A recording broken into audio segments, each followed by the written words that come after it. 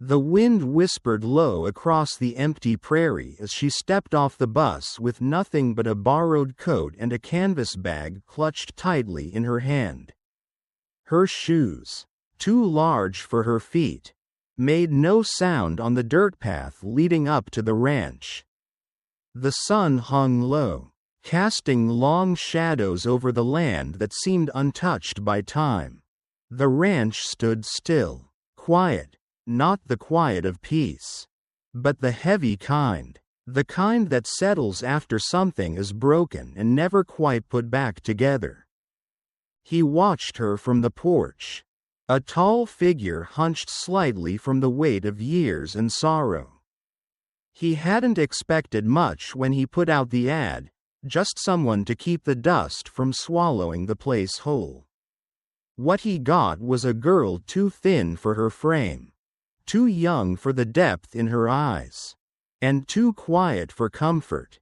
She didn't speak when she arrived, just nodded at his directions, avoiding his gaze like it might burn her. She stepped into the house as though it were a church, careful, reverent, afraid of breaking something unseen. Inside, the house groaned with old grief. The floorboards creaked under her cautious steps. The windows, layered in dust, blinked like tired eyes not used to the light. She didn't say a word, not even when she opened the shutters for the first time in 2 winters and sent sunlight slicing through the darkness. He hadn't realized how long it had been since someone else had walked through those doors. The silence between them wasn't awkward, it was understood. Like neither one could bear the weight of words just yet. She moved through the house like a ghost with a purpose. Sweeping, dusting, folding blankets that hadn't been touched in years. She found an old throw in the corner of the rocking chair and refolded it with care, tucking it into place like it was sacred. He watched her in these quiet moments, unsure what it was that stirred inside him, a flicker of something he'd buried long ago. Not quite hope, not quite pain, something else. She didn't venture upstairs. He never told her not to. But she seemed to know. Like she could sense how the silence up there was different. Denser. The kind that clings to your skin and fills your lungs. So she stayed on the first floor, the kitchen, the hallway, the porch, spaces where life still flickered, if only faintly. At night, he sat on the porch, staring out at the stars. She would sit nearby, her presence more a suggestion than a fact. She never sat too close, never spoke, but she was there, and in her being there, something in him shifted. For the first time in a long while, he wasn't entirely alone with his grief. There were now 2 shadows in the twilight instead of one. She startled easily. The slam of the screen door made her flinch. The sound of boots on the wooden floor made her shoulders tense. She never turned her back fully to anyone and always kept her eyes low. But still, she worked. Still, she showed up each morning. And he noticed, with a quiet ache in his chest, how her fingers trembled only when she thought no one was watching. He didn't ask, not because he didn't want to know, but because he did, and he understood too well what it meant to carry something too heavy to speak aloud. One morning, he found a chipped teacup on the kitchen table. It hadn't been used in years. It used to be his wife's. He stared at it, then at the girl pouring hot water into it, her hands steady despite the steam. She placed it in front of him gently, her eyes never lifting. No words, no smile, just that single act of quiet respect. And somehow, in that moment, she didn't feel like a stranger. It was the empathy she carried in her silence. The way she folded towels and opened windows and swept dust without being asked. The way she treated the house, not like a place to be cleaned, but like something that could still be saved. He had forgotten that feeling. That possibility. That someone could still see beauty in what had been neglected. He didn't know her story. Not yet. But he knew what it meant to walk into a place hoping not to be seen and praying not to be hurt. And when he looked at her, this girl with shadows behind her ribs and silence in her throat, he didn't see weakness. He saw someone holding herself together with invisible stitches. Someone who had been broken and kept walking anyway. Each day she moved through the house. A quiet rhythm of presence. She washed dishes with care, hung laundry in the wind, swept the porch with slow, deliberate strokes. He started leaving small things for her. A tin of salve for her blistered hands. A mended drawer handle. A repaired coat hook. Not grand gestures. Just things to say. I see you. And she never said thank you. But she didn't need to. The way she looked up once. Just briefly. When he set down a meal. The way her hand hovered over the chipped cup before pouring his tea. The way her breathing slowed when they sat together on the porch at dusk.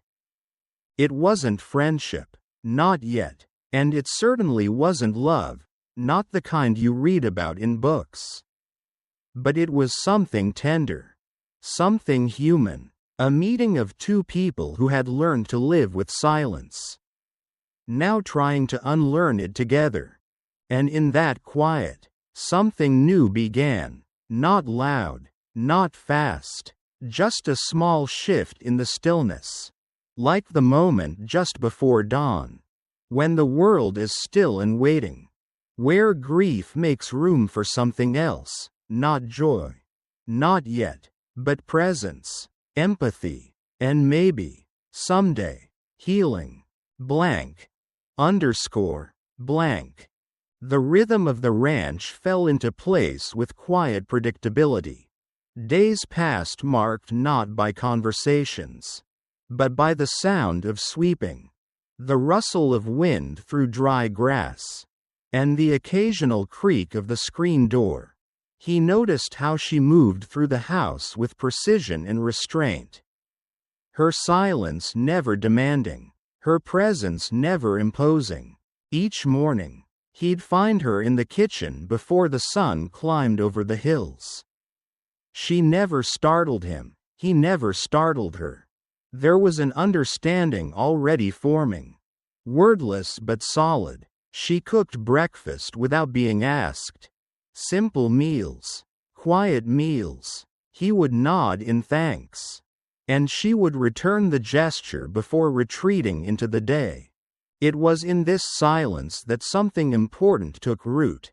Not in what they said, but in what they didn't need to. He watched her learn the rhythms of the ranch like someone memorizing a language, one spoken not in words, but in gestures, in movement. In breath. She learned when the gate stuck. How to coax the stove to life. How the old mare preferred her carrots halved. She learned him, too. Not by asking questions, but by observing. He noticed that she never let her back face the hallway. That when boots clattered on wood too quickly, she stiffened. That when thunder rolled over the prairie, she disappeared to the barn and sat still as stone until the storm passed. And though he didn't say a word about it, he began to walk softer, to close doors gently, to speak only when his voice could match the calm she sought so desperately. She never asked him about the closed doors upstairs, about the photo frames tucked face down on the shelf, or the untouched rocking chair in the corner. He didn't offer stories about the past, not because he didn't trust her, but because the past felt like a wound with no edges. But she knew, somehow, knew by the way he lingered near the hearth but never lit the fire. Knew by the way he looked at the dusty piano without ever lifting the cover. Sometimes in the quiet moments, their eyes would meet for the briefest second, and exchange heavy with what neither could say. A flicker of recognition, not in the details of their pain, but in its weight, the shape it left in a body, the way it filled rooms and silences and dreams. They didn't need the same story to understand each other. Just the same ache. She flinched once while hanging laundry, just a gust of wind slamming the shed door shut. He was nearby and saw the color drain from her face. The way she shrank into herself like a shadow folding inward. He didn't speak, just stepped close enough to be there without being too close. She nodded slowly, a silent thank you that felt heavier than any spoken word. That night, he placed a small oil lamp outside her door, nothing grand. Just enough to chase away the dark should she wake up afraid. In return, the next morning, she left an extra biscuit on his plate without looking at him. He knew it was her way of saying, "I saw, I noticed, thank you." There was a pattern to their care, a delicate dance of not intruding while still offering comfort. She noticed how he rolled his sleeves exactly once before lifting a hay bale. How he paused before opening the barn door, like bracing for something only he could see. She began doing little things, leaving his gloves where he could reach them, oiling the hinges on the tack room so they wouldn't squeak. He returned the gestures, leaving fresh water near where she liked to sit at dusk. Fixing the loose board on the porch without a word. He never touched her, not out of distance, but out of deep, careful respect, and when he did need to pass something, tools, dishes, a blanket, it was always with slow hands and steady eyes. Giving her every chance to back away. She didn't, and that, he understood, meant something. One late afternoon, as golden light spilled across the prairie and bathed the ranch in its gentle warmth, he found her sitting on the steps, her hands idle for once. The stillness of her body caught his attention, like a bird unsure whether to take flight or stay. He didn't speak, just sat beside her. She didn't move, didn't flinch, just let the silence stretch. She pointed toward the hills, her finger tracing the curve of the land. "That's where the sun disappears," she murmured. He nodded. "Every night, like it knows this place needs rest." She looked at him then. Really looked. Her eyes were shadowed, but not empty. "Not anymore. You don't talk much," she said softly. He shrugged. "Used to. Stopped when it didn't seem to matter." She nodded like she understood that too well. Words can hurt, but silence can heal. It wasn't a confession, not entirely, but it was a bridge, a connection forged not through explanation, but empathy. She stood then, brushing dust from her skirt. He thought she might walk away, retreat into her solitude again. But instead, she turned back to him, her voice barely above a whisper. "Thank you for not asking." His reply came as simply as breathing. "You don't have to say anything. I get it." They didn't speak again that evening. But something had shifted. A wall lowered, a door cracked open. In the hush of the ranch, where grief had once ruled and silence had meant absence, there was now a new kind of quiet, one filled with mutual understanding. And in that shared silence, Empathy bloomed, fragile, steady, real, blank, underscore, blank. It started with a teacup. The chipped porcelain, long forgotten at the back of a cabinet, reappeared one morning on the kitchen table. He stood there, still half asleep, staring at it as if it were a ghost. It had been his wife's favorite.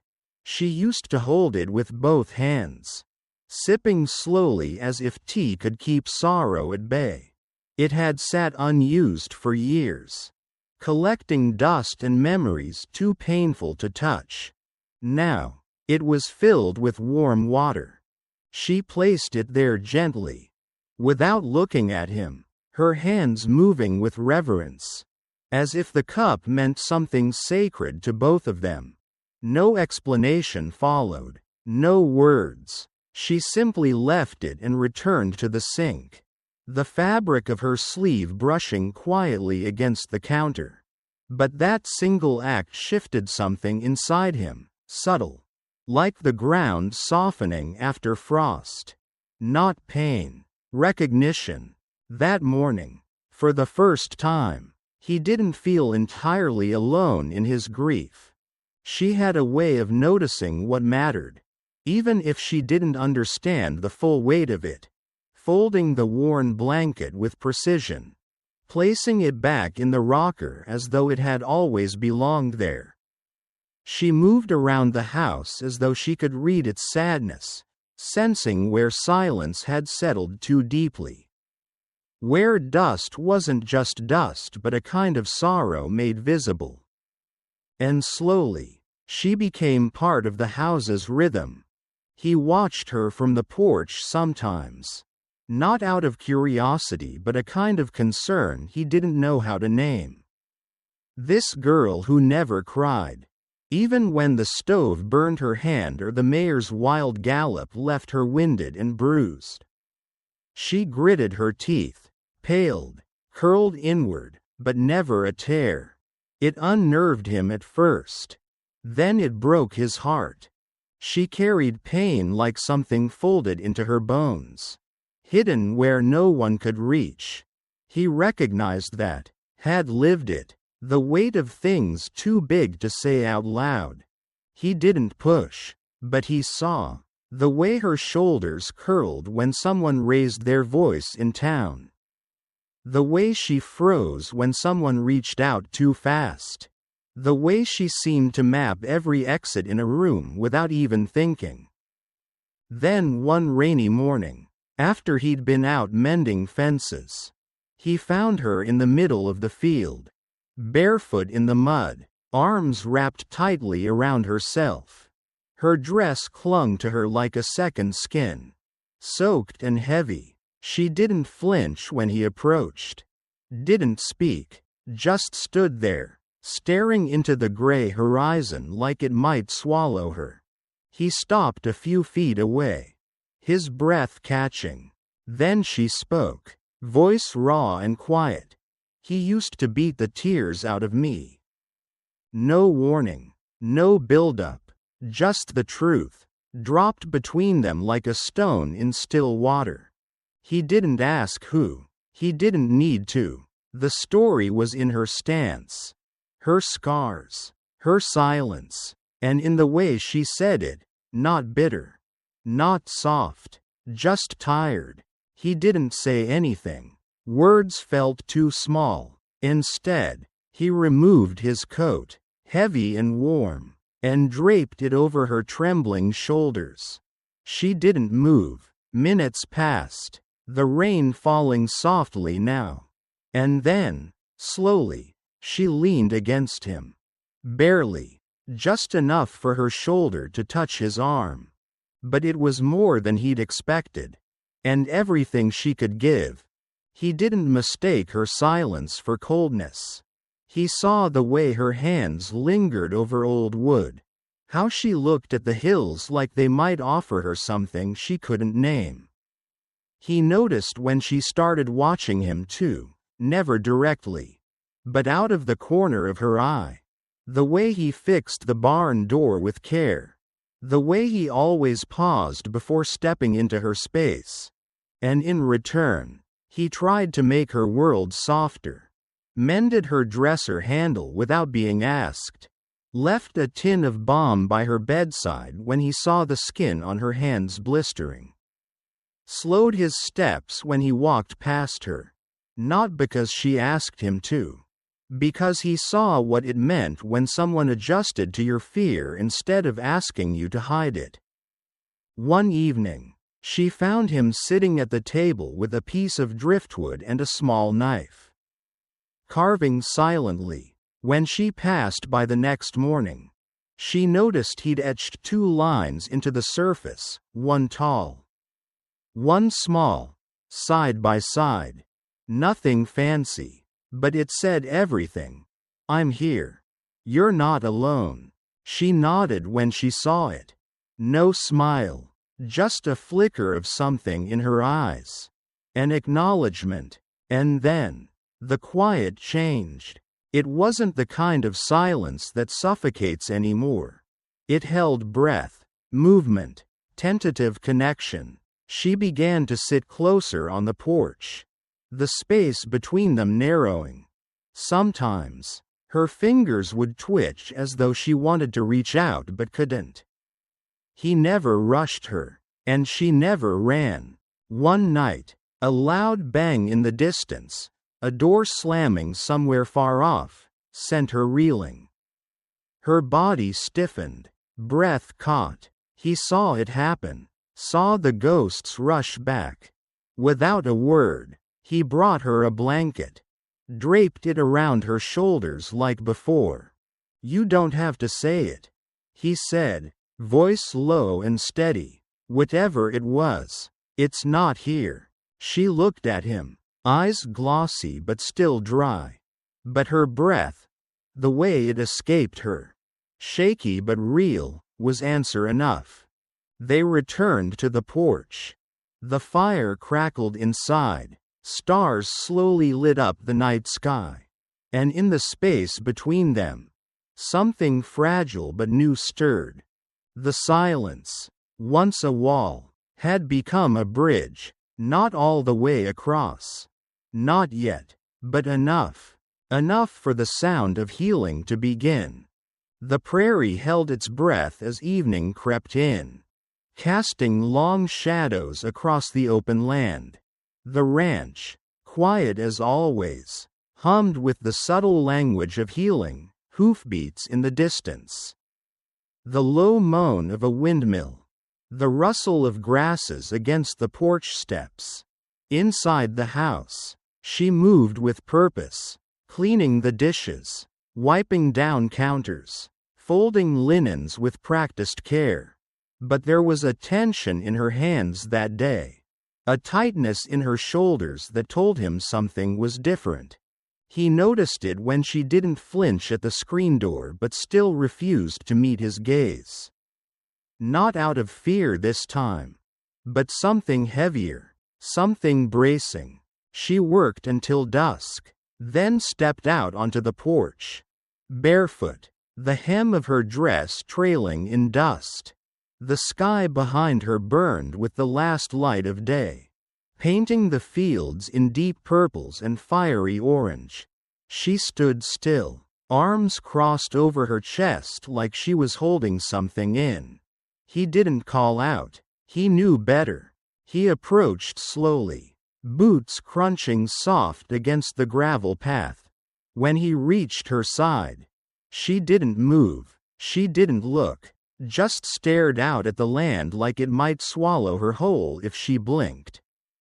Then, her voice broke through the hush, flat and low. He used to beat the tears out of me.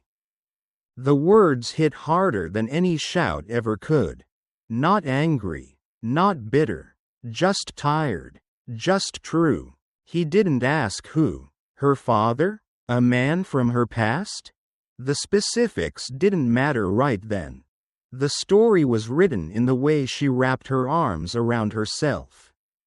The way she never turned her back. The way she flinched even when the world meant no harm. He didn't speak, There was nothing to say that would erase it, and he knew the futility of false comfort. So instead, he shrugged off his coat and draped it over her shoulders, the weight of it anchoring her in the cool air. She didn't thank him, didn't even acknowledge the gesture. But after a long moment, she leaned into his arm, barely, just enough to say she was still standing. And he didn't have to go. That small lean held more trust than any word could. And he felt it, the fragility of her truth, shared without expectation. She wasn't asking for his story. She wasn't offering hers in full. It was just a shard, a glimpse, and it was enough. She stayed like that for a while, letting the silence stretch between them. Not empty, not heavy, just there. Just shared. The porch creaked beneath them, the world turning slowly, and for once, the stillness didn't carry sorrow. It carried understanding. She was someone who had survived a war no one else could see. And he, though his battles looked different, recognized the aftermath in her gaze. The way she carried herself with caution. The way she never cried, even when it would have been deserved. And yet, she stayed. She worked. She fixed things that didn't belong to her. She lit candles in corners that had long been dark. She swept away dust that wasn't hers to bear. And with each small act, she whispered without speaking, "I'm still here." He began watching her differently, not out of pity, but recognition. The way her hands trembled when she thought she was alone. How she froze at sharp sounds. How she tucked her pain away like a child folding secrets under her pillow. So he adjusted his world to her pace. He walked softer, moved slower, fixed what he could without drawing attention. And he never, not once, touched her without reason. She never thanked him out loud. But she began leaving pieces of herself behind. A half-finished sketch on the windowsill. A small symbol carved into the barn's wooden post. A stick in the dirt beside his own marks, echoing his quiet message, "I see you. I'm here too." And then came the night she sat on the steps, the fire behind her casting a glow against the wooden walls. Her fingers shook, though the air was warm. A distant door slammed somewhere, a memory, a sound, and her body went rigid. He saw it, how she froze, breath shallow. He didn't ask what memory it was. Instead, he brought her the old blanket from the rocker and wrapped it around her shoulders, letting the warmth settle over her like a soft weight. "You don't have to say it," he said, voice like gravel smoothed by years. "Whatever it was, it's not here." She turned slightly then, her eyes glossy, still. Not a single tear fell. But he saw the flicker in her breath, the way her chest rose and fell unevenly. A breath she didn't know she'd been holding for years finally escaped her. That was enough. In that moment, the silence didn't mean avoidance, it meant safety. It meant she could exist without being prodded, without having to bleed her story dry for someone else's understanding. And he, who once thought silence was all he had left, realized it could also be a gift. She leaned her head against his shoulder. Not for long, not with certainty, but it was contact, it was trust. And he didn't move, didn't dare break it, because sometimes, empathy isn't found in fixing things. It's in the quiet presence beside someone who doesn't want to be saved, only seen. Blank. Blank. The sun was setting low behind the hills, casting a warm amber hue across the prairie. From the porch, he watched her move through the yard, gathering laundry with hands that had learned not just labor but caution. There was something different in her steps now, not lighter exactly, but steadier, like she'd begun to let the ground beneath her hold a little more of her weight. Inside the house, things had changed too, not drastically, not loudly, but gently. She had started leaving traces of herself in the open. A wildflower pressed between the pages of an old book. A folded napkin with a hand-drawn horse left on the kitchen counter. Small things that once might have stayed hidden. She didn't speak much more than before. But her silences were no longer walls. They were pathways, quiet, winding, but open. He matched her pace. He didn't ask questions she wasn't ready to answer. Instead, he paid attention to how she moved, how her breath caught at certain sounds, how her shoulders rose and fell like tides she couldn't always control. When her hands blistered from chopping wood, he left a small tin of salve by her bedside. When the wind howled too loud at night, he made sure the windows were latched before she had to ask. And she noticed, not with words, but in her actions. One morning, she repaired the handle of his old coffee pot without saying a thing. Another day, she set a piece of cornbread at his spot before he even came inside. And once, after he startled her accidentally while bringing in firewood, she left a small sketch on the table, a barn, quiet and sturdy, with two tiny figures drawn side by side. She never handed it to him. She just left it where he'd find it. And when he did, he traced the lines with a rough finger, his chest tightening not with pain, but with something softer, a recognition, an understanding. That healing doesn't always look like recovery. Sometimes, it's the bravery of sharing even a fragment of yourself. Late one evening, while he sat whittling near the fire, she walked in holding a small notebook. It was worn at the edges.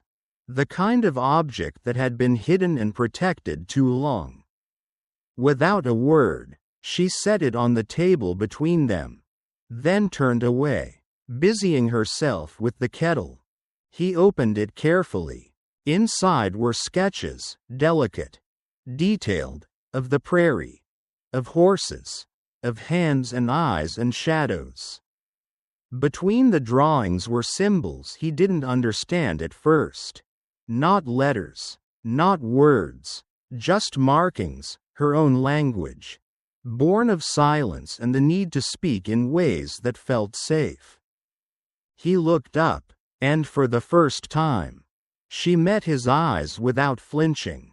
No one's ever tried to understand it, she said, voice low, almost a whisper. He closed the notebook gently. Like something sacred. I want to. It wasn't a promise he made lightly. But she didn't need reassurance. She just needed someone to stay. And he did. From that day forward, she started leaving the notebook open on the table. Each day a new page. Sometimes drawings. Sometimes only symbols. And he, in turn, began adding his own notes in the margins, simple things. Observations, questions. A single check mark next to a sketch of the old barn meant, yes. I remember. A heart drawn near the symbol of a fire meant, I'm with you. Together, they built a language that lived between silence and sound. Not fluent, but functional. Not perfect, but deeply human. One night, she found him sitting on the porch steps. Staring at the horizon, she sat beside him, close enough for their shoulders to touch. She didn't ask why he looked tired. He didn't explain the ache in his chest.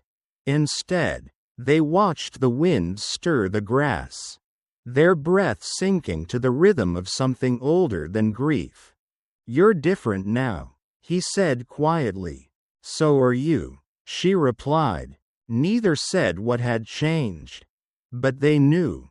It was trust, grown slowly like roots beneath frost-bitten soil. Not easily, not without hesitation, but it was there, strong enough now to hold them both upright. She no longer froze when the wind slammed the door. He no longer felt the need to fill the silence with distraction. They had found a rhythm that worked, a balance of space and closeness, of listening without pressure and speaking without fear. And in that space, something extraordinary happened. She laughed once, soft, surprised by it herself. He turned, stunned by the sound. It wasn't loud or long, but it filled the room like sunlight after a storm. He didn't say anything, just smiled, letting it settle over them both. Because sometimes empathy isn't about grand gestures or deep conversations. Sometimes it's about letting someone take up space without having to explain why they need it. It's about walking beside someone at their pace, even when the path is slow. And in this quiet corner of the world, they did exactly that. Each day, healing stitched them closer, not with thread or therapy, but with presence, with trust built in silent exchanges and care offered without expectation. The ranch, once hollow with sorrow, now breathed with quiet resilience. They weren't whole, not yet, maybe never, but they were no longer alone. And for both of them, that was enough. Blank. Blank. The morning sun crept slowly over the horizon, painting the prairie in soft shades of gold and pink. The land woke quietly, as it always did, no sudden movements, just a slow unfolding. Inside the cabin, she sat by the window, her fingers tracing the cool glass as she watched dust motes dance in the light. Outside, he moved steadily, tending to the horses, the sleeves of his shirt rolled up, his body moving with the rhythm of a man who knew this land like breath. She didn't rush into the day. Some mornings were harder than others. The night had brought old dreams again, shadowed figures, sharp voices, slamming doors, and she had woken with her breath caught somewhere between fear and exhaustion. But this time, when she'd opened her eyes to the dark, he was already there, sitting at the edge of the bed. He didn't ask, didn't press, just sat, quiet and steady, his hands resting on his knees, eyes gentle. "You're safe here," he'd said, voice barely above a whisper. "No one will hurt you." And for the first time, she believed it, not fully, not without the weight of doubt still pressing behind her ribs, but enough to close her eyes and take a breath that didn't feel like surrender. Now, in the pale hush of dawn, she lingered by the window. Thinking about that breath, she moved through the house slowly, drawn by the sound of dishes in the kitchen. He was already there, laying out 2 chipped mugs and setting warm biscuits on the table. He glanced at her as she entered but didn't speak. She liked that about him, his ability to sense when silence was a kindness. She reached for the coffee, hesitated, her hand hovering, that old fear, clawing at her throat again. He noticed. He always noticed. This time, he reached out, not to take her hand, but to steady it with his presence. His fingers rested lightly against hers. Not a grip, not a command, just a touch, a reminder. You don't have to speak if you don't want to, he said, voice steady and warm. But I'm here, whenever you're ready. Her breath hitched, and for a moment, she almost pulled away. But then she didn't. Instead, she nodded, a small, trembling motion that carried the weight of trust not easily given. From the folds of her dress, she pulled out a notebook. Worn, weathered, she slid it across the table toward him without a word. He opened it carefully, as though it might fall apart in his hands. Inside were pages of her life, drawings of horses and prairie skies. Symbols she'd invented to say the things she couldn't speak. Sketches of barns, faces, memories tangled in lines and shadows. A world built in silence, shaped by fear, but also by survival. He didn't ask what it all meant. He didn't need to. What mattered was that she had shared it. No one's ever tried to understand you like this, he said after a long moment. And I want to. Her throat tightened. She couldn't speak, but her fingers reached out and rested gently against the edge of the notebook, as if anchoring it between them. That evening, they sat again on the porch. The fire crackled in the distance, the stars slowly blinking to life above them. Neither said much, just watched the night settle around them like a soft blanket. Then he handed her a folded piece of paper. Her fingers trembled as she opened it, revealing faded ink and worn edges. It was a letter, her mother's handwriting, barely legible but unmistakable. Words of regret, of mistakes made in desperation, of love never properly shown. The truth hit her in waves, raw, unfiltered, familiar. She looked at him, tears caught in the corners of her eyes. For once, she didn't turn away. You don't have to carry it alone anymore, he said softly. She didn't answer, just leaned her head against his shoulder, letting the silence hold them both. No explanations, no expectations, just shared weight. And in that moment, something inside her began to shift. The past didn't disappear, but it loosened, just enough to let something else in, something that felt like relief. Days passed, then weeks. The air grew warmer, the prairie more alive. She laughed once, quietly, as they sat beneath the tree line, watching clouds drift across the sky.